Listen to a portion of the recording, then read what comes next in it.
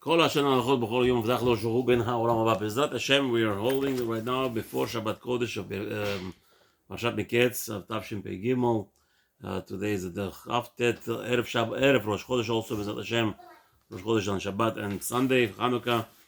בעזרת השם, we're going to be learning the two mitzvot today. Mitzvah number 153, בדיקה of checking out signs of a kosher animal. Mitzvah number 154, we're prohibited from eating non-kosher animals. Mitzvah 153. מצוות בדיקת סימני בהמה וחיה, שנצטווינו לבדוק סימני בהמה וחיה כשנרצה לאכול בהם. As you wish to eat from an animal, you must check for them, for their signs of being kosher or not. והם מעלת גרה ושוסת ישסה. And you have to make sure that it's chewing its cud and splits its hooves. שנאמר, as it says in ויקרא, 11th chapter, פסוק ב' and ג', זאת תחיה, זאת החיה, אשר תאכלו מכל הבהמה. This animals that you are allowed to eat from all the animals, אשר על הארץ, כל מפרסת בשר, those that are creeping on the earth, that have their hoofs split. ולשון ספרה, אותה תאכלו, and the rabbi is explaining this in the ספרה, that it you might eat, אותה באכילה, ואין בהמה טמאה באכילה. This animal you're allowed to eat, and no animal that is tameh of impurity state you're not allowed to eat. כלומר, ונלמד מזה, לאו לבהמה טמאה. We learn from here, the next prohibition number קנ"ה, the mitzvah number 154, it tells us you're not allowed to eat impure animals. ולאו כזה נקרא לאו הבא מכלל עשה, and here you have also the prohibition comes from learning a positive commandment.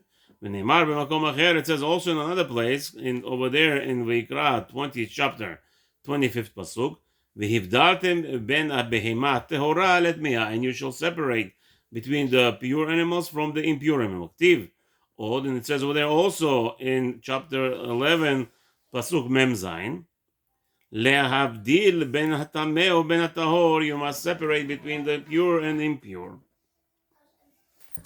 משורשי המצווה, איסור המאכלות.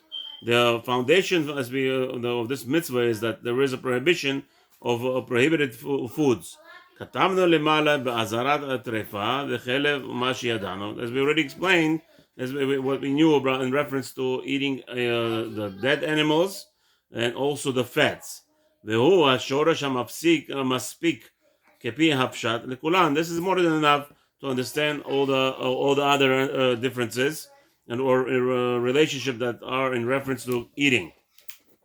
ועניין הצבא לבדוק סימניהם הולך אחר טעם האיסורן.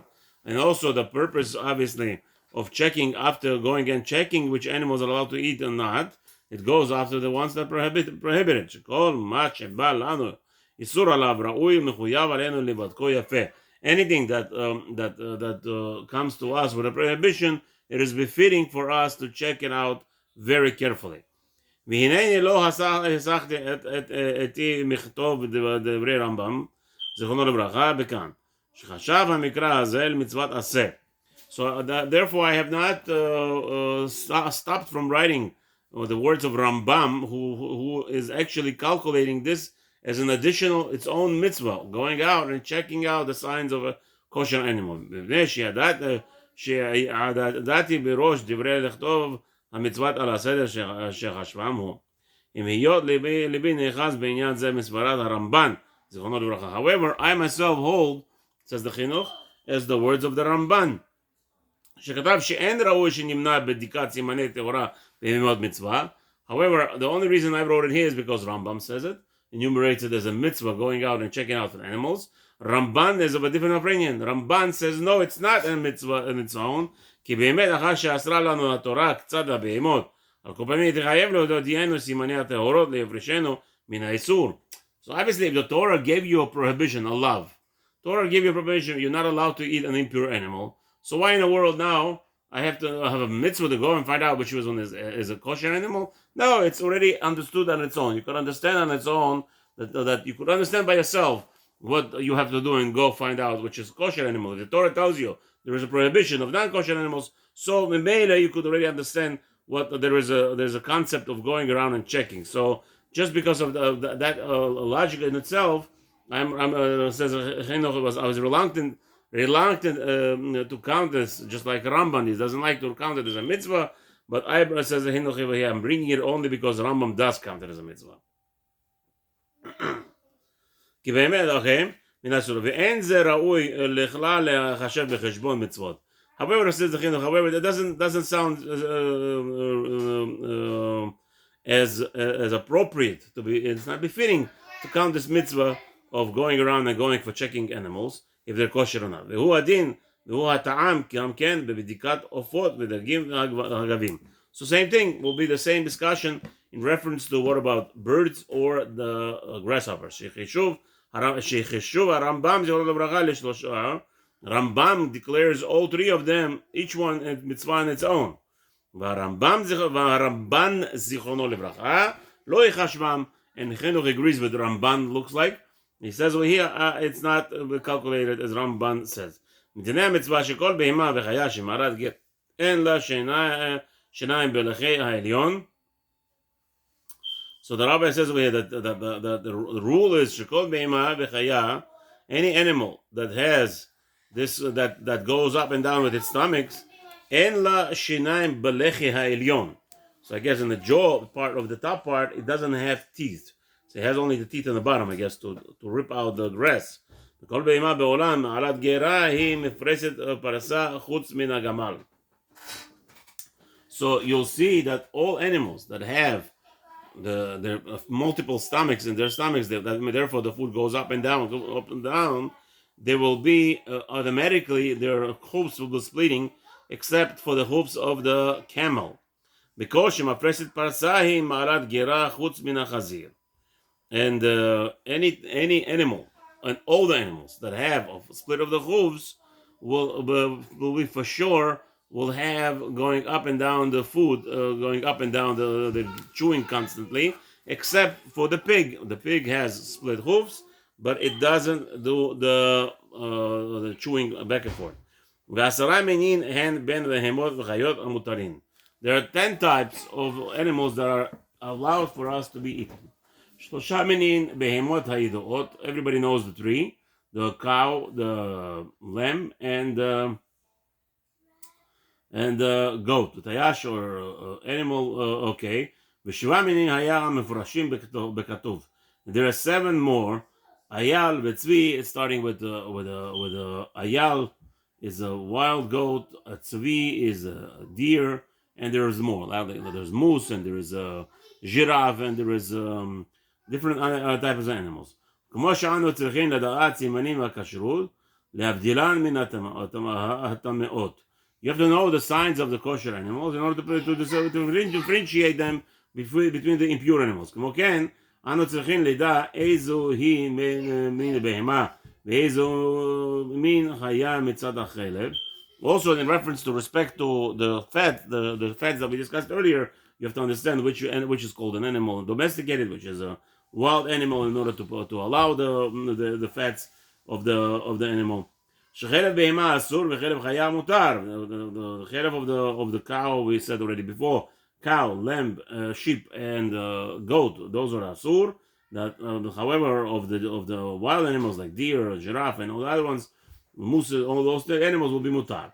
כמו שכתוב באזהרת החלב למעלה, as we already explained. ועוד שדם החיה טעון כיסוי ולא דם הבהמה. So too, the domesticated animals do not require blood to be covered with dust or sawdust or sand. However, the domesticated animals do require. Sorry, domesticated animals don't require. The wild animals do require. וסימני החיה במה היה חלוקה מן הבהמה לא נאמר בתורה, אבל מפי השמועה למדנו שהיא נקראת בקרניה, שקרני החיה עשויות כן כרוחות, הדורות כרוחות כקרני השור, הדוקות כקרני העז, ויהיה חדק ומובלע בהן. והדורות כקרני הצבי, לפיך כל שאין לה סימנים אלו בקרניה, היה בדם לנהוג איסור בכלבה. Okay, so now the rabbi says discussion. What happens is with the differences between the animal, the domesticated animal, and the wild animal is talking something to do with their horns. The ones that the animals that are wild, they have their horns, I guess, rolling around, not like a cow animal, which is straight. והמצווה החיה והמוציא חיה בלא קרנים שאין יכול לבדקה בקרניה אם מכירה בצורתה יפה כגון שהורגל בהם מותר לו לבטוח בהכרתו ולא נאמר שהיא צריך לבדוק בקרנים על כל פנים ויתר פרטיה וכו'. So again there's a discussion which I'm a little bit not familiar. There's a difference between certain animals that they have certain horns and certain animals that don't have horns, and the wild animals not wild. So there's whole discussions. Again, it's going to be related if you are obligated to cover its blood or not, obviously, and there's a lot to be learned in that. This mitzvah of checking out, according to Rambam, again, Rambam in the re-raise, it's a mitzvah to go around and actually point. This, and I'm pointing at the giraffe and I say, this is a kosher animal. According to Rambam, I have fulfilled the mitzvah 153. According to Ramban, no mitzvah. Or I'm looking at an animal and I'm looking at a rhino. And I say, this is not a kosher animal. And I get a mitzvah according to Rambam. According to Ramban, no, I don't get a mitzvah. So that's a differentiation. Okay, so this mitzvah of going around and checking out the animals if they're kosher or not is by males or females. ועובר עליה ולא בדק אלא שראה בה הסימן האחד וסימך עליו ואכל ממנה אבל בשמצא אחר כך שיתר אכל שיתר ביתר עשה זה של בדיקת הסימנים. So again, the rabbi says over here, if a person didn't check and just ate an animal that he was told it's a kosher animal and he didn't really know himself, he just relied and then he found out to be that it was kosher. However, since he did not look into the item and didn't make sure 100% to be on the positive side, he has failed in this mitzvah of checking out the animal's kosher state. And even though he didn't do Averah, still he failed in this mitzvah. Mitzvah Kuf Nun Dalet. Again, the mitzvah Kuf Nun 153 is according to Ramban, it's going to be actually an offshoot of mitzvah 154. As we said, 153 is checking out for the simanim of a kosher animal or not. By 154 tells us we are prohibited of eating non-kosher animals. And now we're going to learn, and what the rabbi already touched earlier, that 154 is like a cause and effect. If you're telling me that I'm not allowed to eat impure animals, so obviously I have to go check out which is the pure animal. So that was the Ramban's argument against Rambam. And it looks like the Chinuch did accept that explanation. We are humans that Baruch Hashem love to do more mitzvah and find out another way, especially this generation, all about loving to see which mitzvahs are more, where there is more mitzvahs we tend to go to. So if Rambam tells us it's a mitzvah, let's fulfill the mitzvah. I tell my kinder, let's look at the animals and declare if it's kosher or not kosher. By doing that alone, if you just declare an animal kosher or not, you're fulfilling the mitzvah 153 according to Rambam. And Bezat Hashem, when we go up there, they'll show us it's a part of the Torah, learning the Torah. Mitzvah 154. We are prohibited from eating any animal, domesticated or wild animal, which is tameh, like dogs or something. We'll see. It says over there in Vayikra, Perek 11, Pasuk Dalet Zayin, 4 to 7. את זה לא תאכלו ממעלי הגירה ומפרסי הפרסה. That this ones you're not allowed to eat, that also have this concept of, even though they're chewing their cud, right? And some of them actually have the splitting of the hooves.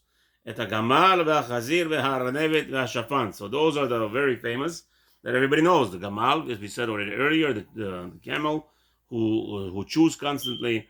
He doesn't have split hooves. However, Chazir has split hooves, but he doesn't chew. The Harnevet, the Hashafan. So this is the Machlokes over here. What these two animals are? The rabbit, maybe the Harnevet, the Hashafan. They both kind of. I think the rabbits are just different family. I mean, the same family of rabbit, but different type of rabbit. That they also chew constantly, and they do not have split hooves. ומיני שאר בהמה טמאה לא בא עליהם לאו בביאור. However, a tiger or a lion is not openly stated in the Torah, in the provision. אבל מכיוון שאמרה התורה, but since Torah says, כל בהמה מפרסת פרסה, מעלת גרה בבהמה אותה תאכלו, since the Torah tells us that any animal that has split hooves and chews their cud constantly, that one you should be eat, נודע שכל מה שאין בו שני סימנים יחד הוא נמנע מלאכלו. So from there you see that if it doesn't have these two signs of split hooves and chewing their cud, though will be asur. וזה לאו הבא מכלל עשה. And this prohibition is coming to teach us from because of the aseh. Right? This prohibition comes because of the aseh. והעיקר אצלנו, לאו הבא מכלל עשה, עשה ואין לוקין עליו. So we have that any prohibition that comes because of the aseh, therefore you will not get lashed at it. What does that mean? ואומנם נאסרו לנו גם כן שאר בהמה וחיה מקל וחומר, even though all the other animals we are from קל וחומר we're making it prohibited, שאנו אומרים החזיר והגמל שיש בהן סימן טהרה אחד אנו לוקין עליו. We say that if chazir, an animal or a camel or a rabbit, even though they have one of the signs that makes it kosher, we still get lashed from it. קל וחומר שאר בהמה וחיה שאין להם סימן טהרה כלל שלוקין עליהם. Therefore we make a kal v'chomer here, but again this kal v'chomer is going to be a little bit questionable. How can you make such a kal v'chomer? We're not allowed to make kal v'chomer in the Torah if the Torah does not for a punishment. Right? V'lashon sifra ota tochlu, and the Torah, the Sifra says that animal you should eat ota b'achila ve'en behemat meya b'achila. Anything else you're allowed to eat except for but all the pure unimpure animals you're not allowed to eat. En li ela ba'aseh, but you see over there that's only the commandment. B'lo ta'aseh minayin. How do I know the prohibition? Talmud lomar. Even this ones you should not, it says over there, even this ones you should not eat. Alright? So I would think only these ones.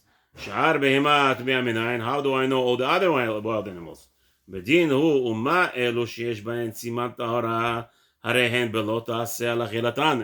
law is just like these animals that have at least one of signs of kosher, and still the Torah tells us the prohibition. שאר בהמת טמאה שאין בהן סימן טהרה אין עוד דין שיהיה לא תעשה על אכילתן, isn't that would be automatically that all the rest animals who don't have even one sign, like tigers and lions, or rhinos or elephants or monkeys, don't even have one sign, נמצא הגמר והארנבת והשפח החזיר מן הכתוב, ושאר בהמת טמאה מקל וחומר. So we see from here, again we still have to ask a question on this kal v'chomer, how is that allowed? That this kal v'chomer, I mean, will the person get lashed? Let's see, maybe not. Maybe ונוהגת בזמן, כבוד ועובר עליה ואכל כזית מכל בהמה טמאה או השתה רביעית מחלבו, תתלוקה בשוגג פטור. So the mizit here, the rabbi says that we do punish this person for eating a kazait of an elephant. Why should that be? Or eating kazait of a snake. Why should that be? Now, a snake, maybe it's part of the creepy creatures, as we're going to learn later. We're going to discover all those isurim. Next week, Mr. Hashem will be discussing all the creepy creatures. However, what about a lion? Somebody ate a kazait of a lion. ואומננו לגילוי מיתא בעלמא, כלומר שקל וחומר בזה, העניין מבואר בכתוב הוא, שאם הזהיר על אותן שיש בהן סימן אחד של טהרה, כל שכן על שאין להם סימן טהרה כלל. ולא שייך מכאן כלל לומר אין עונשין מן הדין. So the rabbi now is explaining this question. So how are we going to punish a person from a din? לפיכך, כל מי שאכל כזית מבהמה טמאה מאיזה מין שיהיה, לוקה מדאורייתא. So the rabbi is trying to tell us that no, we don't say this is kal v'chomer min adin. This is kal v'chomer. This is obvious. This is obvious learning. It's not a kal v'chomer. It's telling you obviously that. But again, that's what kal v'chomer is. I don't know. So again, so the rabbi here says to us that it's not a problem.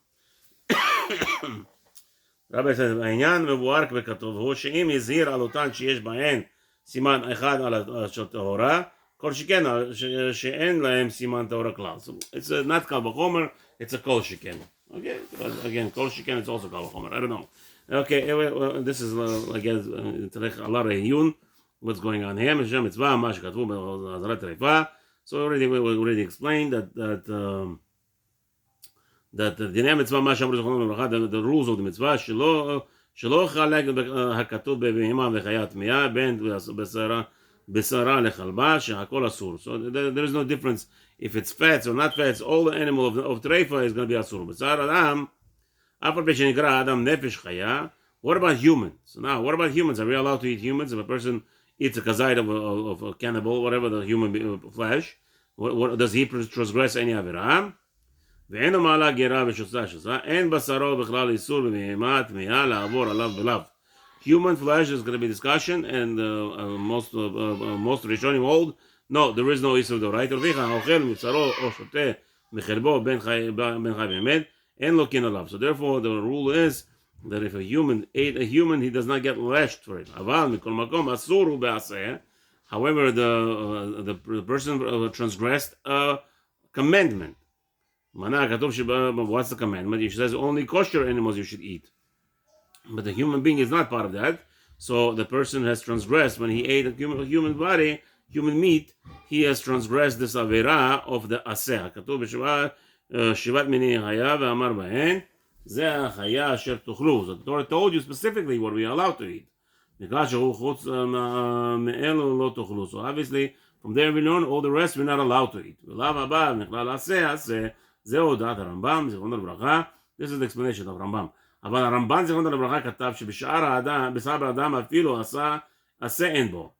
והביא ראיה מה שאמרו זיכרונו לברכה. So Rambam says it's not even, if a person eats a man flesh, a human flesh, he did not transgress even the עשה.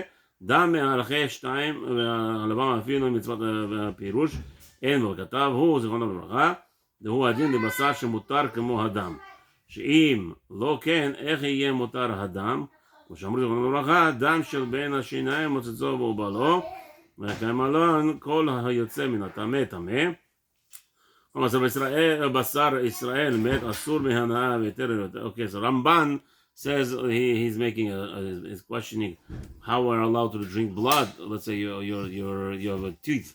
Somebody pulled out the tooth and now he has blood. He's not going to spit out every second. He just closes his mouth and swallows all the blood. And that's going to be asur. If you're telling me that the person that eats swallows that, it should be asur, gamur, or at least breaking the aseh. Okay, as we already explained. That's Ramban's shita. V'noeged b'chol makom b'chol zman. B'zcharim v'nekevod. So again, this is the discussion in the Rishonim. If flesh of a human being is asur, according to Ramban, it's a mitzvah of not fulfilling the mitzvah aseh, because aseh tells you to eat only kosher meats, and human is not included. Or according to Ramban, it's not even aseh, it's nothing, because otherwise how we be allowed to swallow our own blood that is gushing inside the person's mouth. All right, have a wonderful Shabbos, Chanukah Sameach, Bezrat Hashem next week.